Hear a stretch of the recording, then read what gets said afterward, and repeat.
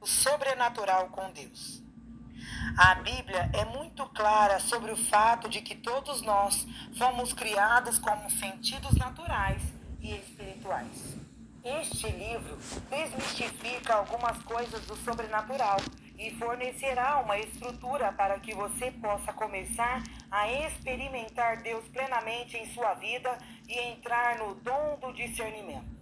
Este livro também vai abrir seu entendimento por meio da palavra de Deus, bem como por meio de algumas de minhas experiências pessoais com Deus, para que você possa se tornar mais sensível à direção do Espírito Santo em sua vida. Ao longo do caminho, o Espírito Santo falará com você, dará revelação e conhecimento dos caminhos de Deus e o levará mais para perto dele. Assim como fomos criados para experimentar o mundo em que vivemos com os 5 sentidos naturais de paladar, tato, som, visão e olfato, também fomos criados para experimentar Deus com esses mesmos sentidos no reino espiritual. A palavra revela que exercitar nossos sentidos espirituais é necessário para aumentar o dom de discernimento. Hebreus 5,14 nos dá um vislumbre de crentes maduros exercitando seus sentidos espirituais para discernir o bem do mal. Mas o alimento sólido é para os maduros, que pela prática têm os sentidos treinados para discernir o bem e o mal. Isso nos mostra como todo ser humano foi criado por Deus para experimentar as coisas tanto no reino natural como no espiritual. É para você ver, ouvir, tocar, saborear e cheirar o natural e no espiritual.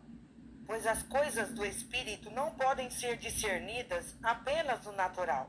Precisamos que nosso homem espiritual ganhe vida e interaja em um nível sensorial totalmente diferente. Então, podemos discernir o bem e o mal ao nosso redor, discernir as entidades espirituais no ambiente e entender as motivações e intenções dos outros. Podemos também sintonizar os muitos aspectos da presença de Deus, sentir o anjo, cheirar sua fragrância, ver no espírito, provar sua bondade. Ouvir os pensamentos de Deus e discernir os pensamentos dos outros e sentir sua presença aumentando em sua vida, ativando seu sentido espiritual de audição. O primeiro dos 5 sentidos sobre o qual gostaria de falar é o sentido da audição ou do som. A Bíblia está cheia de histórias em que Deus abre o sentido do som no espírito para as pessoas. Em Gênesis 3, do 8 ao 9, você vê o primeiro relato de Deus abrindo o sentido audição no espírito a um humano, quando Adão ouviu o som de Deus caminhando no jardim. Eles ouviram o som do Senhor Deus andando no jardim na viração do dia. E o homem e sua mulher se esconderam da presença do Senhor Deus entre as árvores do jardim. Então o Senhor Deus chamou o homem e disse-lhe: Onde estás? Vemos também em 1 Samuel, Deus abrindo os ouvidos do jovem Samuel para ouvir a voz audível de Deus. Mas demorou um pouco para o menino perceber que Deus estava falando. Ele podia ouvir, mas não sabia quem estava falando. O Senhor chamou a Samuel novamente pela 3ª vez. E ele se levantou e foi até Eli e disse: Aqui estou, por que você me chamou? Então Eli percebeu que o Senhor estava chamando o menino. E Eli disse a Samuel: Vai deitar-te, e será que se ele te chamar, digas: Fala, Senhor, porque o teu servo está ouvindo. Então Samuel foi e se deitou em seu lugar. Então o Senhor veio, parou e chamou como das outras vezes: Samuel, Samuel. E Samuel disse: Fala, porque o teu servo está ouvindo. Você também vê no Novo Testamento que Jesus, junto com muitos outros, ouvindo a voz audível de Deus quando o primo de Jesus, João, o batizou no Rio Jordão. Mateus 3, 16 ao 17. Nos diz que, Quando Jesus foi batizado, os céus se abriram e Deus Pai falou em alta voz.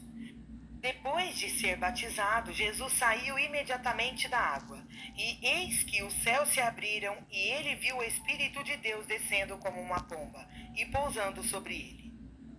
E eis que a voz vinda dos céus disse: Este é o meu Filho amado, em quem me comprazo. Muitos que estavam ali naquele dia ouviram o som de Deus falando em seu espírito. No entanto, nem todos ouviram a voz.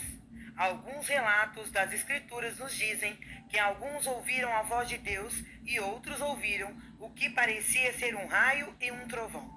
Isso nos mostra que algumas pessoas estão mais sintonizadas para ouvir através do Espírito do que outras.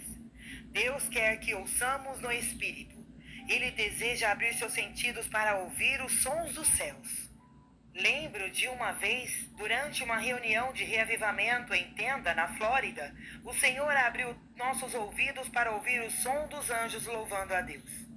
Havia cerca de 6.000 adoradores famintos nesta enorme tenda, erguendo louvores a Deus.